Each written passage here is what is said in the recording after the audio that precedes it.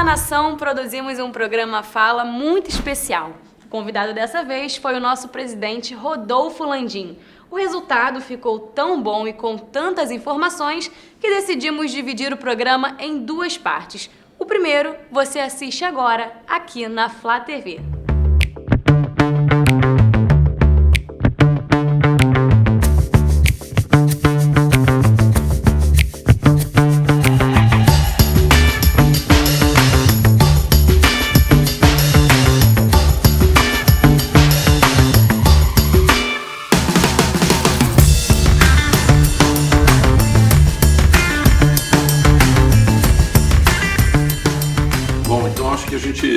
Deve separar bem claramente aqui da antiga gestão de 6 anos do clube, quer dizer, dois períodos. O primeiro período de 3 anos e o segundo período de 3 anos. O primeiro período de 3 anos foi um período de recuperação, onde as pessoas de fato que fizeram o grupo e que foram eleitas, pelo nome que elas tinham, pelo que elas traziam para o clube, pelo passado que elas tinham, essas pessoas se juntaram e começaram um processo de recuperação do clube, cada um na sua área. Aí eu particularmente fiquei a cargo do planejamento estratégico do clube e do planejamento, vamos dizer assim, mais anual e toda a parte de orçamento do clube. Então primeiro sentamos, fizemos um planejamento estratégico, estabelecemos metas a serem cumpridas no médio e longo prazo, dividimos isso em metas anuais, e passamos a ter um orçamento que eu passei a controlar de cada uma das áreas do clube, que passaram a ter seu orçamento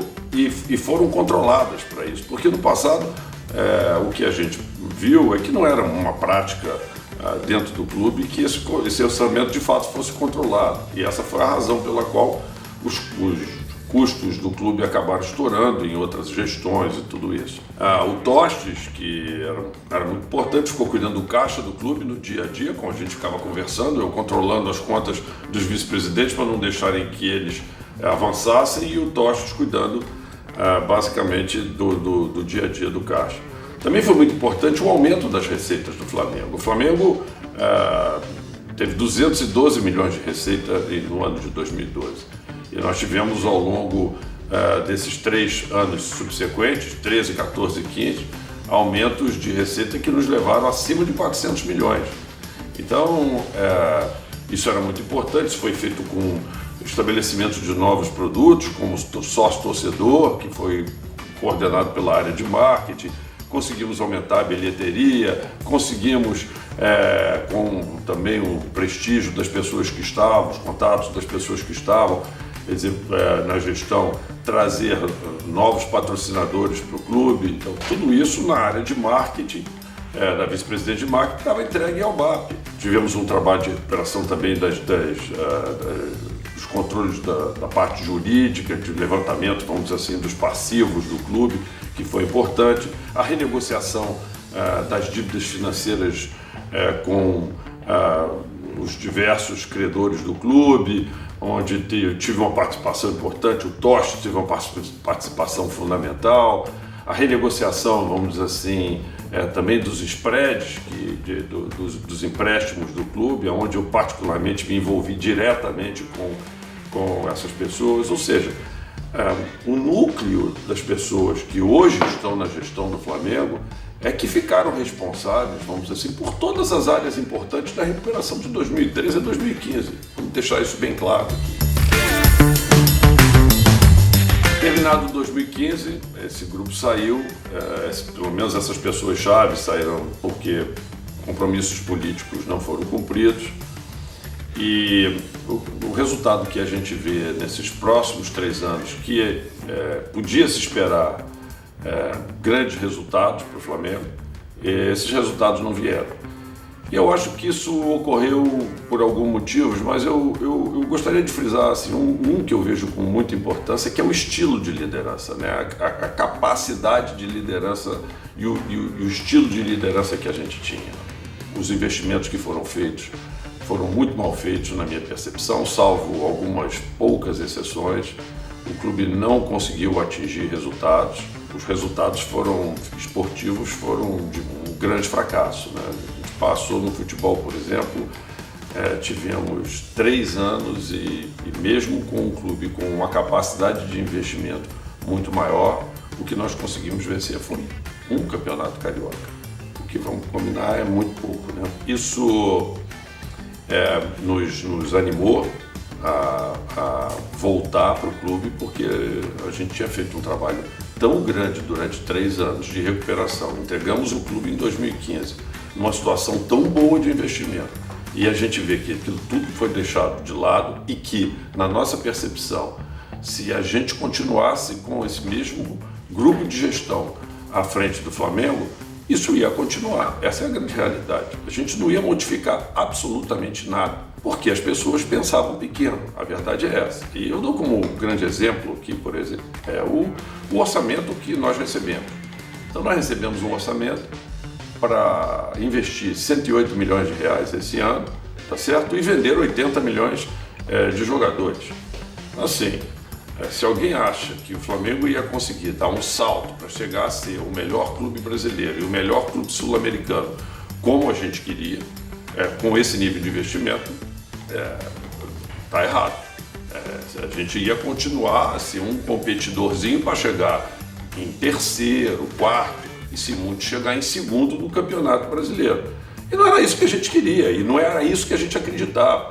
O que a gente entende é que tem o Flamengo na mão, e que a gente podia criar, sim, era um círculo virtuoso. Na medida em que a gente pudesse investir mais, a gente teria retornos esses em patrocínio, retornos em sócio-torcedor, retornos em torcida, que iam permitir a gente pagar esses investimentos.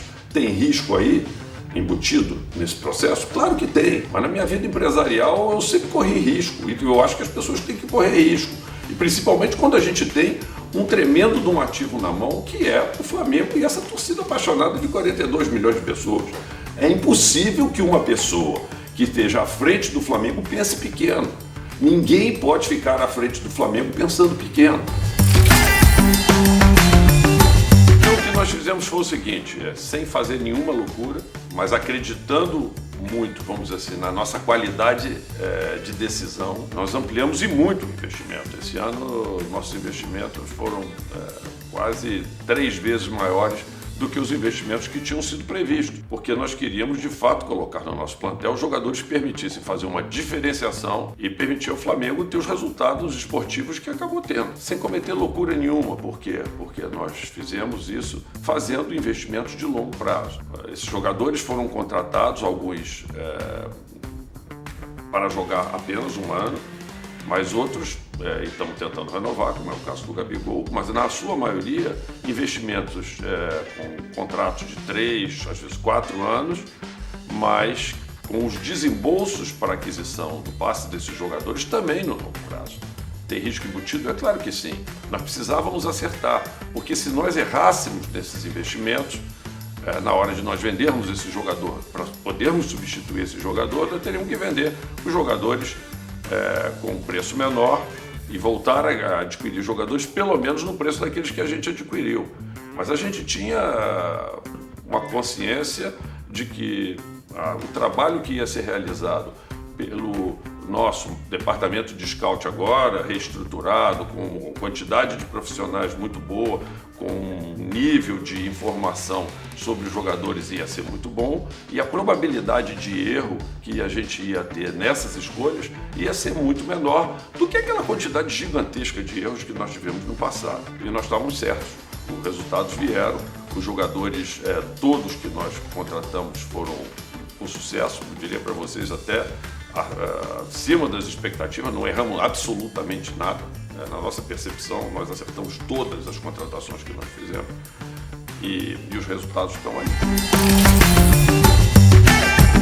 Nossas receitas foram aumentadas significativamente durante o ano de 2019. Grande parte disso veio com o aumento, vamos dizer assim, do sócio-torcedor, que foi muito importante, à medida que o espetáculo que nós estávamos dando, que eram os nossos jogos, começaram a ser cada vez melhores, começou a haver uma demanda maior de ingressos para os jogos do Flamengo e, naturalmente, maior engajamento no programa de sócio-torcedor, mais torcedores do Flamengo querendo assistir os jogos do Flamengo. Outro lado também foi as receitas de bilheteria, uma promessa que a gente tinha feito durante a campanha de manter os estádios cheios. E é bom que se diga aqui que nós tivemos os estádios cheios, conforme a gente prometeu, mesmo nos jogos do Campeonato Carioca, né? Jogos onde a atratividade do espetáculo era menor, nós sempre mantivemos os estádios cheios. Isso também veio a aumentar significativamente as receitas do clube, né? Apesar das dificuldades que nós tivemos na parte de patrocínio, que é bom que se diga que nós recebemos o clube sem um patrocinador master na camisa, quer dizer, nos passaram a gestão, quer dizer, sem receita de patrocinador master, sem nada, quer dizer, a gente teve que recuperar isso. Ao longo do ano nós fomos melhorando também isso, chegamos no final do ano com uma série de patrocinadores na nossa camisa com receitas maiores. E tivemos também as receitas dos prêmios, que na verdade nós ganhamos o Campeonato Carioca, ganhamos o Campeonato Brasileiro e ganhamos a Libertadores. Então a nossa receita como um todo aumentou, a perspectiva que a gente tem para o próximo ano também é muito boa. Os jogadores estão aí, o elenco está aí, salvo um ou outro jogador que a gente vai ter que segurar, tentar renovar. O plantel do Flamengo vai permanecer no próximo ano. Independente disso, nós já estamos identificando jogadores para continuar a melhorar a qualidade desse plantel, notadamente em algumas posições.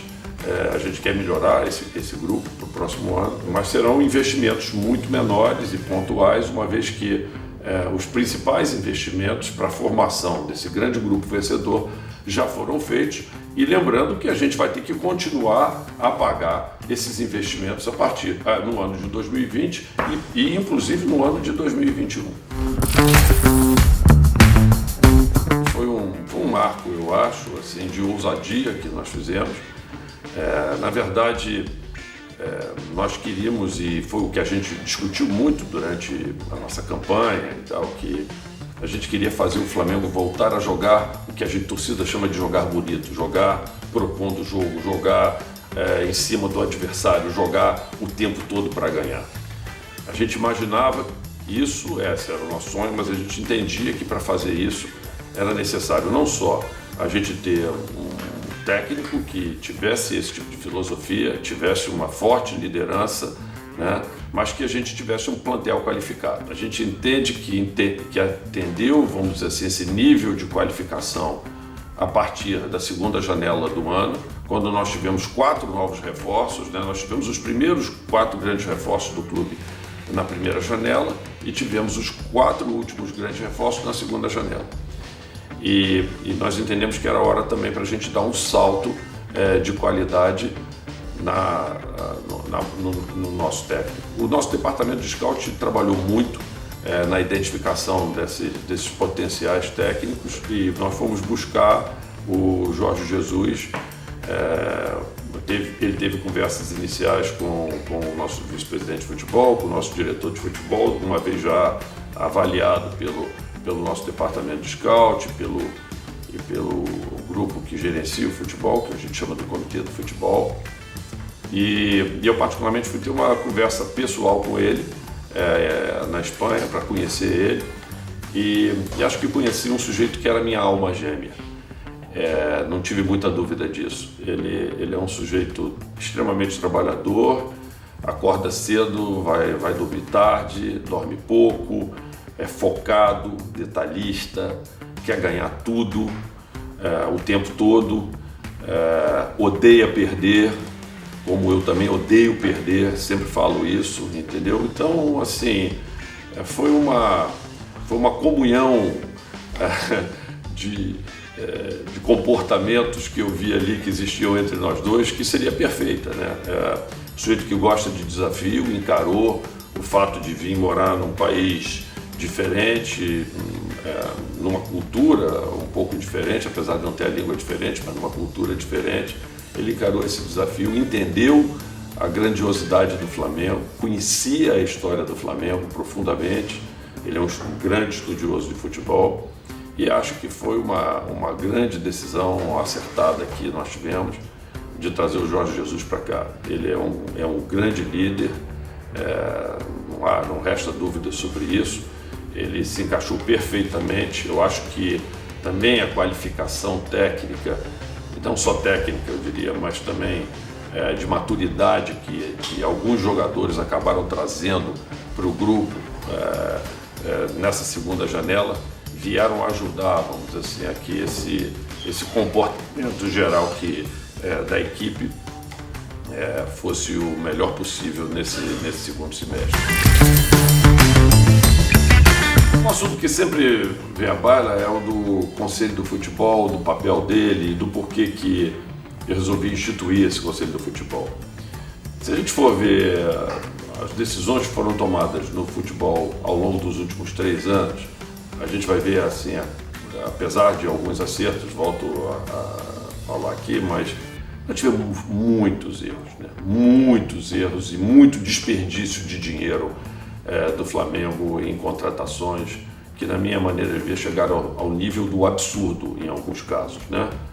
Jogadores com uma série de lesões que vieram para o Flamengo que não tinham a menor condição de se recuperar, como depois ficou comprovado, jogadores por preços altíssimos, tudo isso.